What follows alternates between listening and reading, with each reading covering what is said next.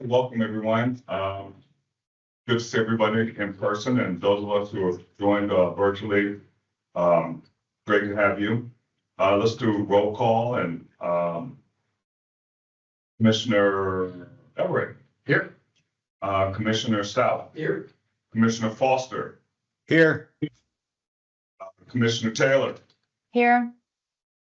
and Greg Morris here. We have an in-person guest. Police chief is here. Welcome. Any other guests virtually joining us? Okay. I hope everyone had an opportunity to read the minutes. Can I get a motion to approve the minutes? Second. All those in favor, please say aye. Aye. Those opposed? Okay, the minutes are approved. Comments from the public. Again, there'll be another opportunity later in the meeting, but anyone who's joining us virtually, if you have any questions or comments, anything you would like to share? Anyone?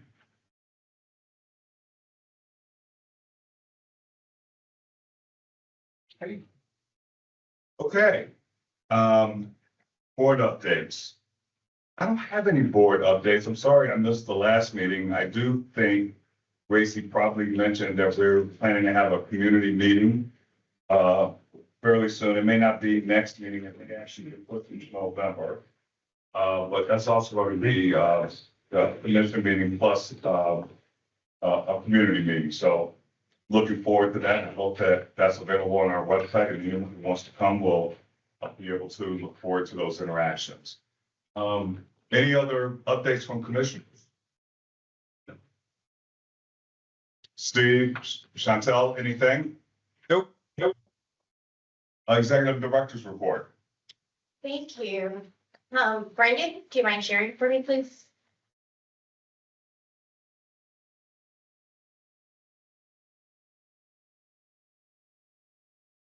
Awesome. Good afternoon, everybody. Next slide, please. So we have a project update on our background history questionnaire updates. So as you can see in the hiring process ladder, this is the third thing, or the third step in our hiring process. Next slide, please. So we had done an extensive review of the background history questionnaire.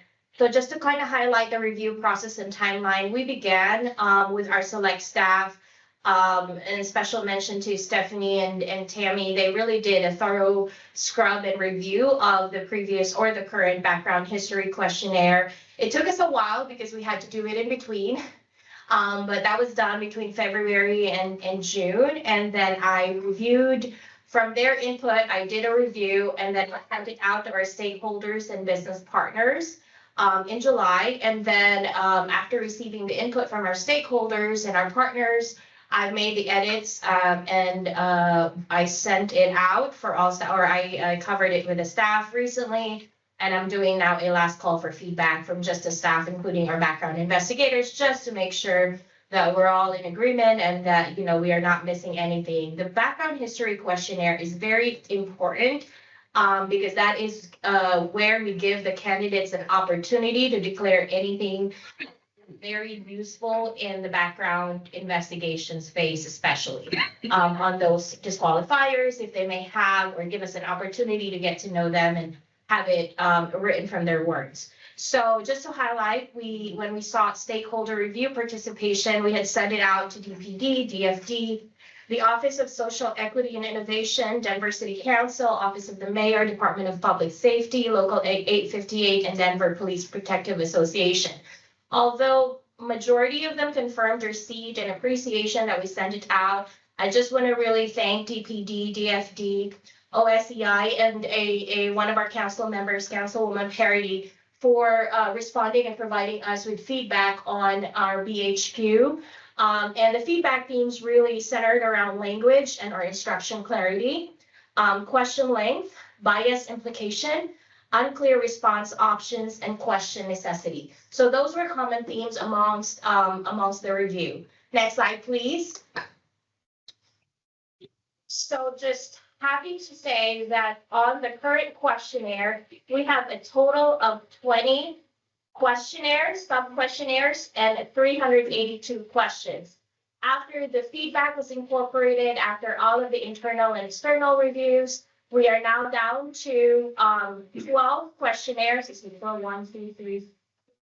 Yes, 12 questionnaires and 118 questions. So that is essentially a 69.11% reduction in the number of questions and a 40% reduction on the questionnaire forms. Now, don't worry, this is not at the expense of quality or information. So next slide, please. I just want to highlight. So this is an example. It's too small for some, but really what we did was structuring the questions more clearly and where we can be concise. That's what we did. For example, this is an employment question. In the current form, we asked them to tell us their last 10 years of employment. And every employer is one question with some questions around it. Example, we asked them, give us your employer name, and then give us the name and the contact info, and then give us the name and title of contact information. So those are all question numbers, right? So then we just went ahead and combined the question for the past 7 years, beginning with your current and most recent employee, give us all of these. And we confirmed with Workday that the question or the answer box does not have character limits. So it allows them to just go ahead and enumerate everything in one single box under one single question versus having to fill one box for each question. So that's kind of like a strategy on how we were able to sort of shorten the question. And plus, with BHQ, imagine this for me. The candidates are given a time frame to say 10 days to complete all of them, but they cannot pause while they're completing a section. So if we had 20 questionnaires, some questionnaires, they have to complete one sub-questionnaire, and they can pause in between sub-questionnaires, but they cannot pause in the middle of a sub-questionnaire. So if they're filling out employment history and they have to go look for that employer, everything will be lost if they do not, if they X out of it. They have to complete all of that in one sitting. A lot of the feedback we receive from a candidate experience perspective is it's very time consuming. I think we even had one candidate give us it took them half a day to complete it. And so we really wanted to be intentional on how we can make it more seamless and give them an opportunity to pause. And, while they can't pause in between or within a sub-questionnaire, but we want to consolidate some of those questions. So we're not losing the info that we want, but we're giving them an opportunity to be more efficient in filling it. Another example of a change, next slide, please, is, let's see. All right, so this is one of the legal questionnaire that we have, their criminal activity. So as you can see here, there's 3 questions. Have you ever been accused of or flashing or exposing yourself for sexual gratification? And then another question says, as an adult, have you ever been involved in or accused of or arrested for sexual contact or of soliciting sexual content with someone under the legal age? And then another question, and question 11, have you ever been involved in, accused of, or arrested for engaging in any type of sexual behavior with someone who was not consenting or incapacitated? So they're kind of a similar theme question. So we went ahead and did an and/or and put them under one question. We definitely still want to ask these questions because these are very important, especially on the background investigation. And as these kinds of questions allow our background investigators to ask more pointed questions if there is anything. But consolidating them under one question, that's one NA if it's not applicable to you versus having to do 3 NAs. But if it's applicable to you, you have to fill out all 3 different questions, whereas just put us all your circumstances under one. So that is really the strategy on how we came up with reducing the questions, other than the other themes of, for example, a bias implication might be instead, because we used to ask, give us the name of your brother, give us the name of your sister. We've consolidated that, list all of your siblings, biological, foster, adoptive. So then they can write or instead of asking for father and mother, we asked for parent. You know, that type of language change and consolidated it. So that's really the strategy behind us reducing the questions. Good job. I do have a concern about this one. Yeah. That I think that it's very muddled when it's combined. It's two or three conditionals Yes. in a way that I do think could be very confusing to an applicant. And I also worry that if I were someone that would answer yes to all of those, that some of this way it's written, I would just answer, they provide one situation or something like that. I definitely agree, like the siblings and things like that. Here, I want as much information on each possible one, and I just think that, and we talked about like grade level, and as a former reading teacher myself, like I think about this question, Which one? the updated one, like I think it's needlessly confusing, and I think that there is, having this and or, like I just think that it can not trip people up. I just think that it actually changes, I think, potential responses in a way that like I don't think that some of the responses related to like siblings and things like that change it, because but I might be off on an island certainly on this, but. No, I don't think you're not, because I think one of our background investigators gave a similar feedback that there's a concern that folks we might not get the same detailed information as we're getting. So I think what would our commitment be is to do a post-implementation review to see if there's any difference in the quality of the responses and adjust it accordingly. But certainly we can also go back and change this. This isn't live yet, so we can also do that. Can I inquire? Yes. When would we think a not applicable response would be appropriate?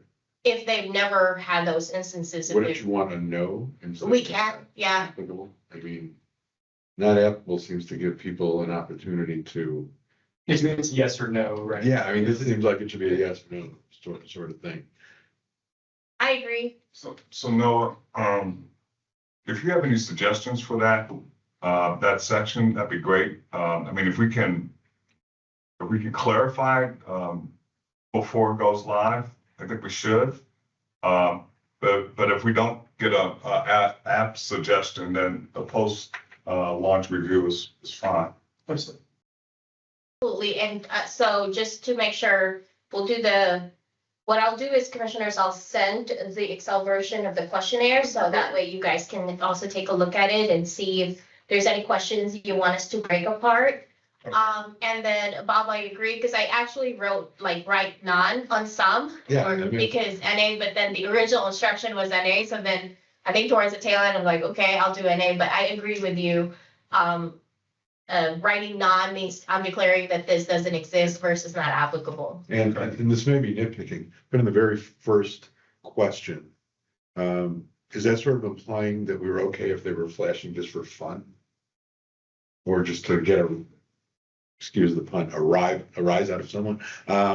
You're allowing someone to think, well, I wasn't doing it for something. Exactly, yeah. I mean, and so they're gonna discount all those instances where they may have been doing it just to be jerks, as opposed to for sexual gratification. So I wonder if you just take that out. Yeah. Yeah, That makes yes, sense. that makes sense. I think that was the original language, but definitely we can take it out, the sexual gratification, and just ask plainly if they've ever been arrested for flashing and exposing themselves. So Grace, when you send out the language to commissioners or whoever the other stakeholders are, Bob, whoever, just give us a deadline of when we need to get back with our suggestions, okay? Absolutely. So it's not just open-ended. Okay, Absolutely. great. All right, and I have it separated by tab for the different questionnaire forms so that you can kind of see the flow of how we're asking. So I'll get it out to you. Great. I gave this, the internal team members, one last go round through Friday, so I'll send it by next week. Okay. Okay? Can I just ask a question? Yes. Because I'm like thinking through that whole scenario about like when would it be appropriate? And so let's say that, I mean, I was in high school 4 years ago, so please forgive me, but, and I didn't do this, but I saw the stuff. So I remember members of our football team flashing like mooning, I guess is a better, a more appropriate term, mooning members of the opposing football team as their bus drove by or as our bus drove by. And so I wonder if someone said, well, I did that, but it wasn't for sexual gratification. It was just like childless, childhood fun. Would that be like an acceptable answer to them saying, well, yeah, I did that, but here's the background on why I did that. Like it wasn't for sexual gratification. It was just a dumb thing I did as a kid. I think the spirit of the VHQ is for our background investigators to have conversations. So unless they declare I used a drug that is absolutely on our, do not use hard drug versus soft drug rule, then that's not really a disqualification. None of the internal staff are going to disqualify them for that. I think we wanted to give them an opportunity to write as much as they can, and that way the conversations that are with our background investigators become more meaningful. But we're also keeping a close eye on how those narratives come out on the report. I know we've received feedbacks from the commissioners about, like, for example, maybe misreference on illegal drugs as marijuana when it's, legal and depending or, things that they've done in high school that is really irrelevant now. But we've on the other token, we have also heard like, oh, we want to know what their high school football coach will say of their, achievements and stuff like that. So definitely just something to talk about, but not a disqualifier unless something. So along those lines, are these questions asked on the polygraph? Yes, Do they but match no. up? No, they don't exactly match up, but we do ask about illegal drug use, criminal activities, Because, you would hate to have somebody get dinged for the sexual, the mooning, right? Like if they ask a question sort of like that, if we didn't have that question and they ask a question like that on the polygraph, that would turn up as being untruthful, right? And I think this, sorry, you were keeping. No, go on. I was gonna say, like, this is one, and this has improved a lot over the years. Like, I remember when I first came on, there was like very in-depth conversations about sex in cars and things like that. Right. And I think this is one, and I think this, we're still, because I have some notes from the drug stuff, today's files. I think it still allows like too much judgment, like moral judgment from the investigators. Because I think that we agree that mooning in that example, right, is not something that would qualify for this, but like, I've found too many examples where they spend a lot of time on something like that. Like there's a page about trespassing in a building when they were a child in this file, and that person was using illegal narcotics as an adult. And they didn't talk about that briefly. Right. And it's like, that is like, I just want, and I think this is one, because there's gray areas in this that there are too many. And I also don't, just as small, have you ever been in accused of, like, I don't understand the use of in there, if that makes sense. Have you ever been in accused of, or Involved in, have you ever been involved in, accused of, or arrested for? That's missing. It's missing. so it should be involved in? Yeah. It's like, Should be in. Oh, it's a typo, yeah. It's a And- typo, yes, Yeah, So both of them yeah, have been changed to, have you ever been involved in? accused of. Because in that example, have you been involved in mooning someone if you're on the football team? Sorry. Pick one. I just don't, I just like, well, sorry, I'll put thoughts, I'll start with some thoughts. No, I think that there's, No, I was gonna say, for Greg's comments earlier, there are certain questions, but just keep in mind polygraph is not a pass or fail unless their declaration is a hard disqualifier. All of that is pursued at the job suitability assessment interview with a psychologist, and then at the same time pursued by the background investigator if they make it to background investigation. So a declaration, for example, that, of mooning a polygraph is not gonna result in a, what do you call that, in a lie, if you will, a deception or a deceptive assessment, unless, they purposely withheld information. But even if that was the like case, purposely withheld information in the BHQ, right, because they're asked like, have you right? sort of withheld information prior to this and this? So like, Okay. I think that I just want to make sure that polygraph, we're monitoring the results, and at the same time that it's not a pass or fail, because we just really are gathering info. And then to Noah's, comment also, this is one of those things, like we're starting, we started with the training and the workshop with the background investigators, updating our background investigations final report.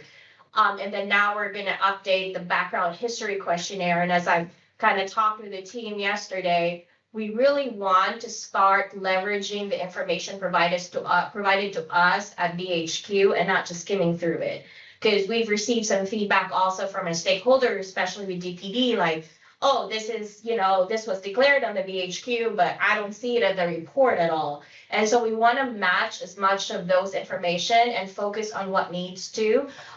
But to layer to that, we're actually going to start implementing a quality control review of a report for each background investigator once a month, I believe, at least three a quarter. So we can really begin to review the quality of the reports, and not just kind of hope that we get feedback from you guys or from our stakeholders, but really have a consistent review mechanism. And so far, the BIs that we've provided feedback for, they've been appreciative of the feedback, because they won't necessarily know what those expectations are if we don't let them know, and how we can be consistent. So it's an ongoing effort, certainly, but hopefully all for, towards the quality of the report. Oh, great. Can I, yeah, I was going to say, if I could interject a question and a couple of comments.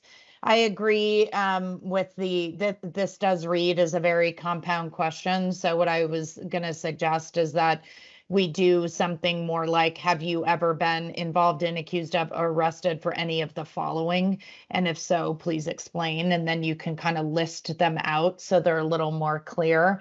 But I do have some concerns about accused of.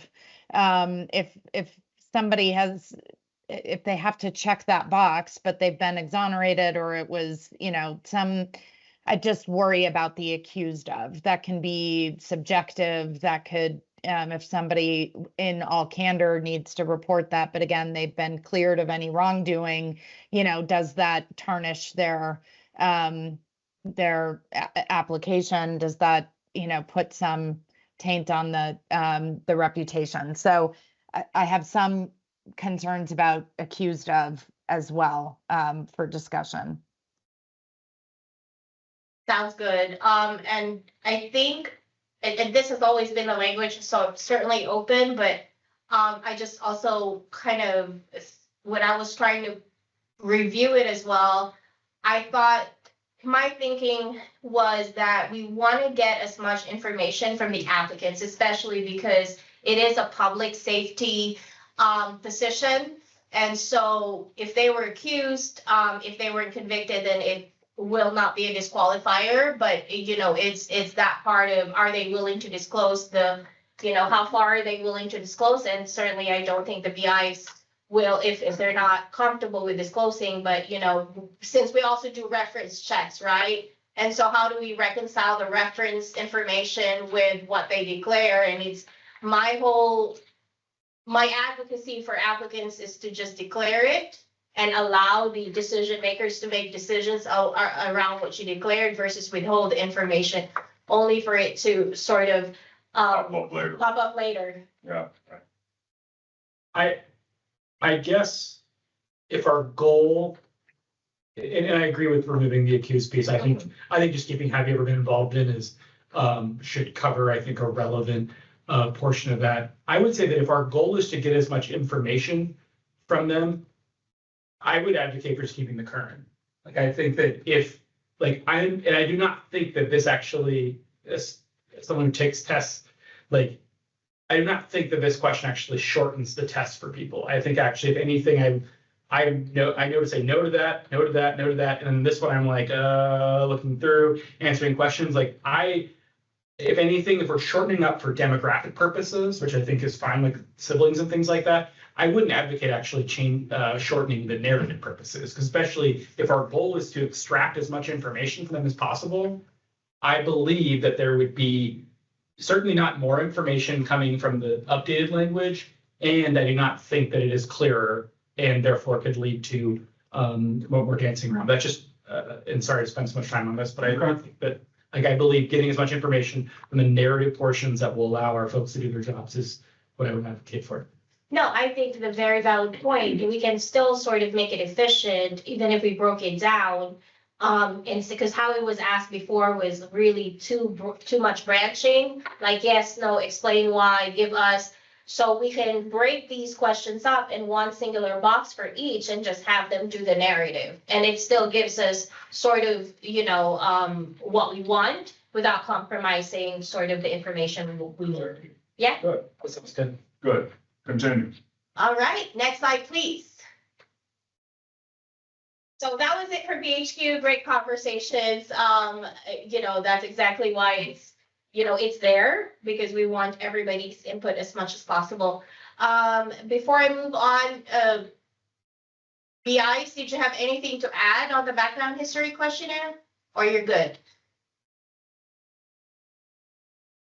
All right, thank you. Now moving on to the recently concluded 2025 police sergeant promotional examination process.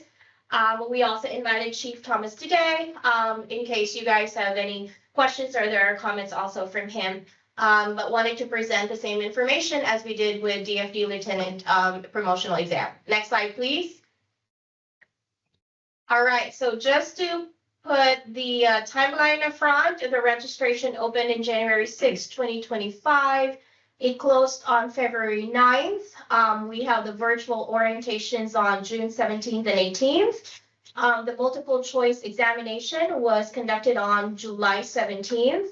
We had the multiple choice exam scores published on July 24th. The assessment center happened between September 15th through September 19th. That was just last week. It feels like a lifetime ago. And then we would like to publish, our plan is to publish the eligible register, if not after this meeting, tomorrow. So just some short numbers. We had 162 folks register, 92 participated in the multiple choice exam, 72 met multiple choice exam cutoff score at 72.50. We held an ANGOF committee on this one with our subject matter experts. And then 68 participated in the assessment center. So in the disqualifications, we had 65 withdraw, and then 9 no-showed for the exams, 5 of which for multiple choice and 4 for assessment centers.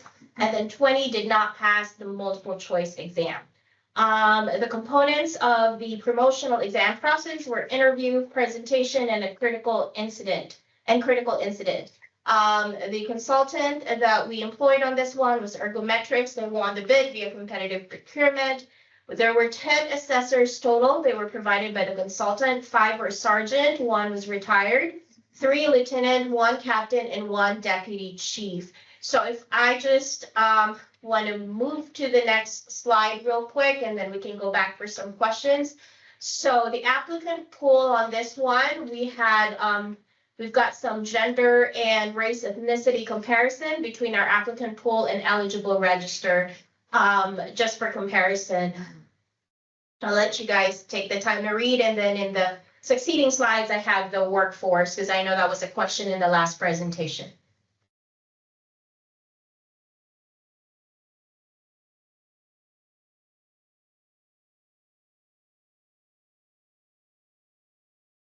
All right. Okay. And we move on to the next slide. So the current DPD sworn workforce, we have their overall strength here, race and ethnicity for your review.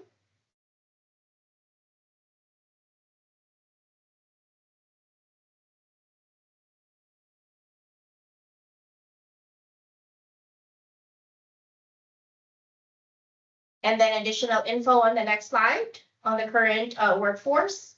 So we've got the race by gender on here as well.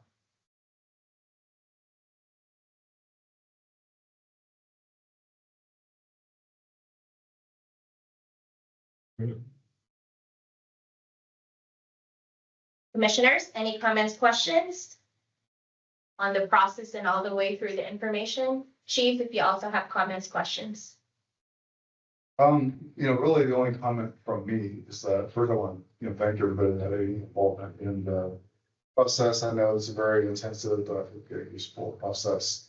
I've seen the list, it was just sent to me, I don't know, in the last hour or so, and so pleased with those that are in the promotable range. I think that there is some diversity in there, I think as diverse as it could be, given the percentages that I think took part in the testing phase, and so happy to see those results. And if I could just ask for maybe at the end of the day historically, we've kind of reached out to the top 10 to kind of let them know their placement before the list actually comes out. I would like to get that done before the end of the day, and then you can post the list. Tammy? Yes. And I'll send you an email when that. Yeah, so you should know you're on here in the next hour or so that I'm ready to go. I'll be on my couch by it. We won't post it until tomorrow. Take your time to grow this.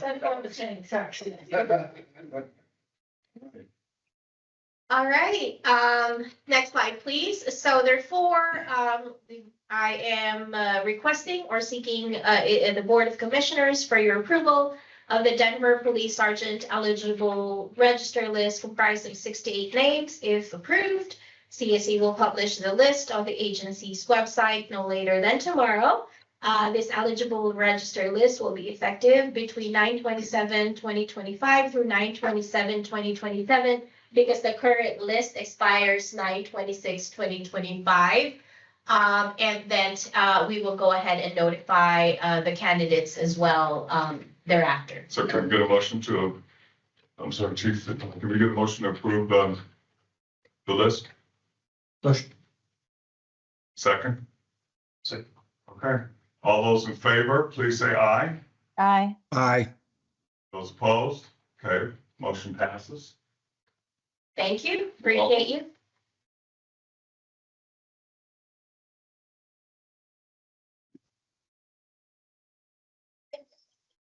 Great. Background investigators workload management, what is that exactly? Dylan? Just waiting for the. Oh, okay, Yes, that's me. there you go. All right, so we're just gonna talk about our new background investigation and workload management system. I know it's a mouthful. Next slide, please, Brandon. So we're gonna be going over one of the last steps that takes place prior to the commission review of candidates that we do at each of these meetings. More specifically, how civil service has historically managed that and how we're planning to do so going forward. So Brandon, next slide, please. So civil service uses a caseload tracker that's primarily used to identify when our background investigators are available for new case assignments, and also to track those case assignments by counts to ensure that our investigators aren't overwhelmed. Since they are on-call workers, we need to be able to effectively manage and be cognizant of their schedules and fluctuating availability versus our need to be continuously processing through our candidates in a timely manner as they reach that background investigation phase. So Brandon, next slide, please. So our previously used caseload tracker did have some challenges associated with it. Required some manual updates and being tracked by hand in a lot of cases. That was based on a lot of back and forth communications between our investigators and our full-time staff, which resulted in an inadvertent backlog of cases.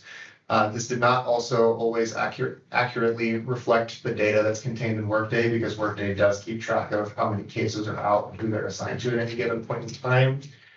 You'll see in a moment, we have a screenshot, but we have a how many column that would indicate how many cases each investigator was prepared to take at any given moment, which did not always align with their actual caseload versus their maximum capacity. And because of the continual manual entry of this, there was no opportunity for any retrospective data analysis or trending for looking at projections on future caseload management. Next slide, please. So this is the previous tracker that we had in use historically for managing these case assignments. With that, there are some inconsistencies observed in the how many column, as I mentioned on the previous slide, which would normally indicate how many files that an investigator can take at any given point in time. But you'll see that the numbers don't always align with the true difference between max capacity and how many the investigator currently has. So like in the first row, you'll see that their max capacity is listed as 3. They're currently carrying 1 file, but they're only ready for 1, whereas Logic would dictate that they would be ready for 2. Right. Just to give an example there. Also cases like we see near the bottom where the number ready to take has miscellaneous comments such as whatever. Ideally, our full-time staff should be able to easily discern who's ready for new cases and how many they're prepared to take based on that true difference between the max capacity and the current assignments that are out. Next slide, please. That max capacity is over what time period? Like a month? But it's like, Undefined previously. It's at any given time, how many files can we take? Yeah, previously undefined. okay, So we have made some revisions and created a new caseload tracker. So some of the revisions that you'll see here in a moment include caseload counts that are brought in directly from our Workday recruitment grid. So that's being populated directly from what's contained in Workday rather than being tracked manually by our full-time staff. Investigators also have an opportunity to edit their maximum capacity and add other notes ad hoc as needed, when unavailable, when postponing new cases or any other kind of nuanced notes that aren't captured in those calculations. We also are keeping track of our utilization thresholds for our investigators in order to prioritize who gets new case assignments. So whoever's at lower levels of utilization, we're going to prioritize them for new cases as they come in and become available. We're also tracking our number of candidates that are ready to be referred for investigation by requisition and then total overall so that we have a better handle on what our backlog looks like at any given moment. These counts are being calculated automatically from Workday data using formulas in the Excel spreadsheet that you're about to see so that they're not being maintained by hand, but rather being determined directly from those Workday candidate grids. And then that's also automatically informing the availability of our investigators so that we can better keep track of where they're at any point in time. And then this workbook is being maintained in SharePoint so that all of our CSC full-time staff and our investigators can access that freely and also edit it concurrently as the need arises. Next slide, please. So this is this is an example of what the new caseload tracker looks like. So at the top of the worksheet there, you'll see all of the people that are ready to be assigned. So right now, it actually indicates that our backlog is at 17. We're actually down to 13 as of today. And that's done as split out by requisition, as I mentioned before, and then also there's a running total there on the right, combining them all. You also have a maximum case capacity that can be edited by the investigators at any point in time as they see fit. And we just ask that when they update that capacity, that they also leave a note in that notes column when they do so that we know when that was updated and can keep better track of that fluctuating availability. And then everything in the middle between those two red boxes is being automatically calculated by those formulas that I mentioned earlier. That's attached to a different worksheet that's being populated from the Workday data so that we're not manually keeping track of each of those numbers, that it should accurately reflect what's happening in Workday at any given time. And then we do have a timestamp there at the top that indicates when the data was last refreshed. And as of right now, the cadence for that is that the data is being updated as soon as new case assignments are made so that the investigators have a better idea of where they're at and can see their updates being made in real time. So just a few observations to add with that. We fully rolled this out on September 3rd, so exactly 3 weeks ago, I think. Our case backlog from that time to now has gone from 33 to 13, so we've assigned 20 new cases out since then. We've consistently aimed to keep our investigators at full capacity when possible, with some exceptions as needed based on that feedback from them regarding temporary unavailability that they're leaving for us in the notes column or via email communications if preferred. And we are continuing to kind of fine tune that process and iron out those wrinkles based on the feedback and conversations that our full-time staff continues to have with the investigators as this implementation continues. For example, the cadence of the count updates, like I mentioned, was revised from originally a weekly update to a more hopefully real-time estimation based on as new assignments are made, we're updating those numbers at that point. Next slide, please. That is all I have on it. So if anybody has any questions, otherwise we can move So on. what's the investigator's reaction to this? Oh, we have. Team, we've got some background Yeah. investigators. What? Here. Which amongst you guys have any feedback to give on the workload tracker? No pressure. You won't hurt my feelings. It's been good with me. I'm Barb Wimmer. It's been good with me. I have no complaints at all. And I like being able to see how many cases are still sitting there ready to be assigned. Great. And, Thank and you. I agree with, Go ahead. I agree with Barb.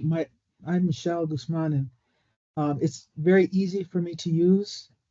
It gives me all the information that I need anytime I need it. What I really want to highlight on this tracker is it's all of the team members' investment in it, you know? Because we're not working in so much silo as if I'm one BI, this are all the cases I have, and I won't really have visibility on what's all is out there.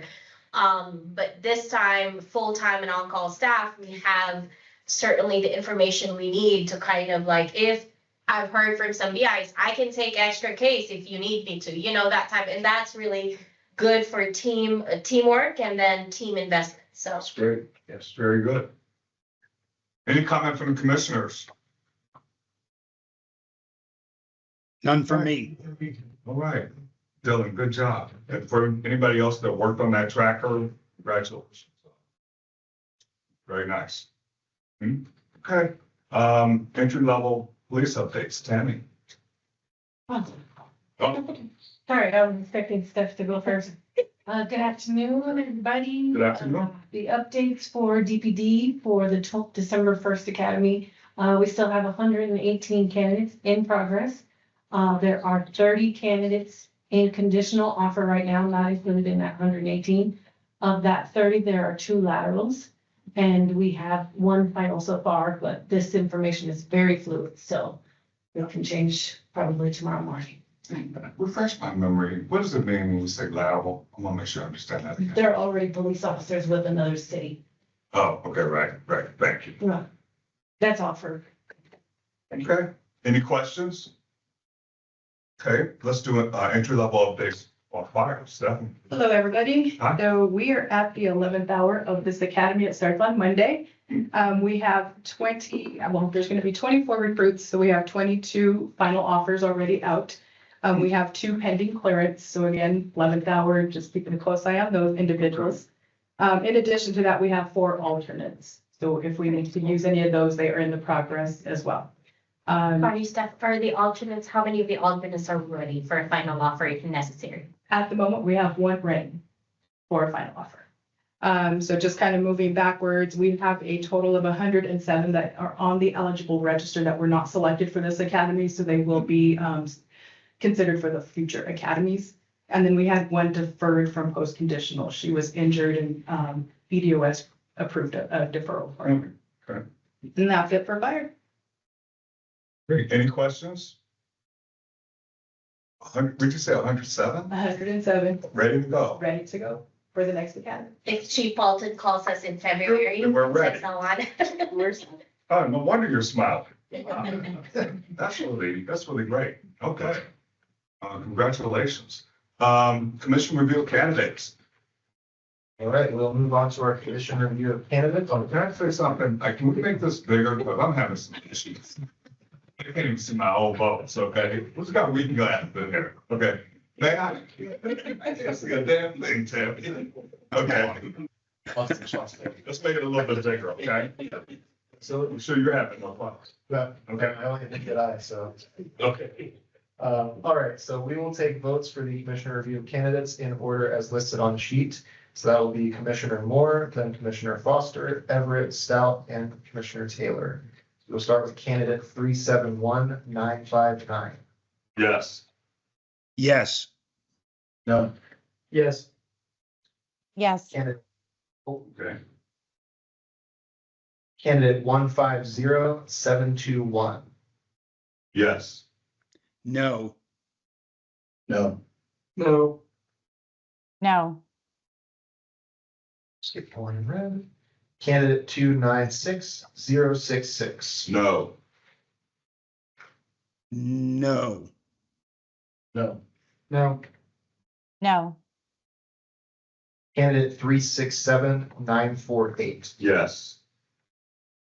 Yes. Yes. Yes. Yes. Candidate 369204. Yes. Yes.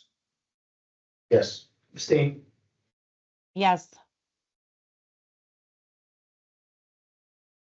Candidate 277958. Yes. I'm an other on that. I didn't have the file. This is the one, Steve, that we talked about, you search by candidate ID? Okay, yes, then that's a yes. I'm sorry. Yes. Yes. Yes. Candidate 37355. Yes. No. Yes. Yes. No. Candidate 266112. Yes. Yes. Yes. Yes. Yes. Candidate 188484. No. No. No. No. No. Candidate 364985. Yes. Yes. Yes. Yes. Yes. Candidate 362043. Yes. Yes. Yes. Yes. Yes. Candidate 360189. No. Yes. Vote. No. Yes. Candidate 247406. No. No. Yes. No. No. Candidate 306402. Yes. Yes. Change mine to yes. No. Yes. Actually, hold. Sorry. Candidate 179241. No. No. No. No. No. Candidate 315586. Yes. Yes. Yes. Yes. Yes. Candidate 377097. Yes. Yes. Yes. Yes. Yes. Candidate 378969. Wait a minute. 967. What is it? Before this. This one right here? But that says, oh, I see, two different numbers. Yes. Yes. Yes. Yes. Yes. And that concludes commission review of candidates. We have two hold for exec session.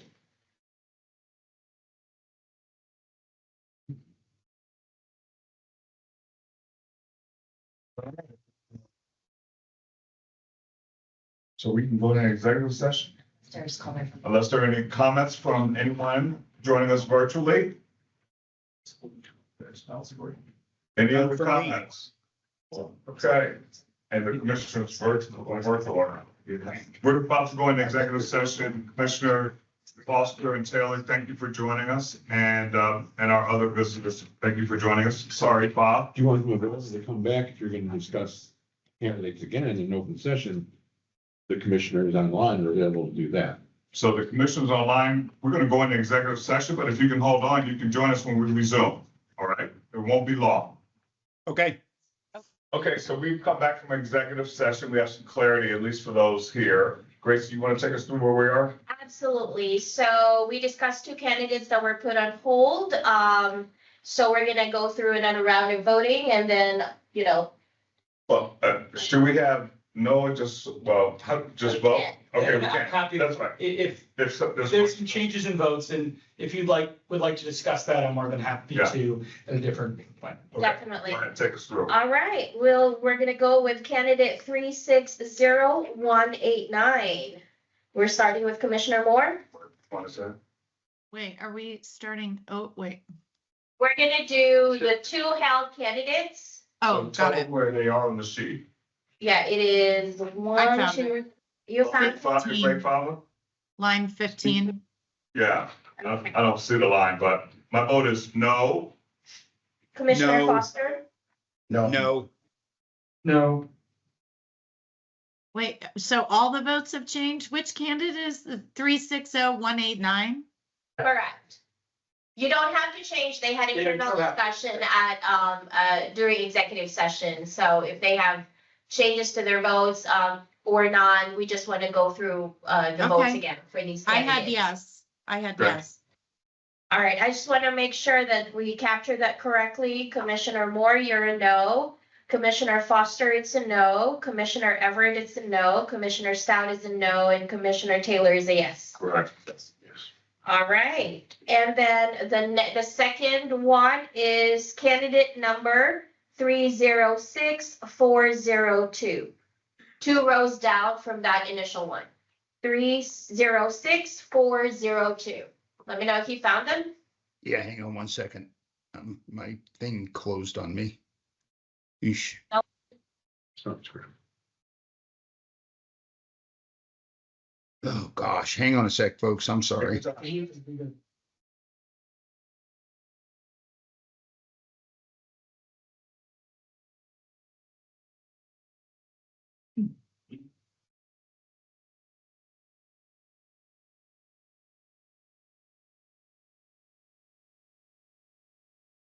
Okay, I've got it. Give me that number again, Grace, please. 306402. 2 down from the previous one we just considered. Okay, All right, Commissioner Moore, I changed my vote to no. Commissioner Foster, no, Commissioner Everett, No. Commissioner Stout, No. Commissioner Taylor. I had yes. All right, Okay. that concludes it. We are done. Just- There's no other. Go Can I ahead. just Go ahead. ask point of clarification? Yes. Because I haven't been in an executive session before on a hold, so what's the process? Was in that time, was I supposed to go back and look at the No, no. application? Because some No. votes had changed, so. yeah, No. my vote's changed. Yeah, you What's don't that? have. Yeah, you didn't have to go back in and read anything more. So we had a discussion. If you had been here, you would have heard the discussion. And that's why I was asking Commissioner Stout. If your question is, what was said in executive session that caused the change in votes? Commissioner Stout can explain what he explained to us. So are we not allowed to participate in executive session if we're remote? Yes, Right. we're not allowed. Oh, okay. Well, that Yeah. was my, Yeah. Okay. because not we were allowed to engage. vote, but we came out of Right. executive session. Got it. Right, Okay, okay, thank all you. right. That's You're all I welcome. needed. All right, there's no further business. This meeting is adjourned.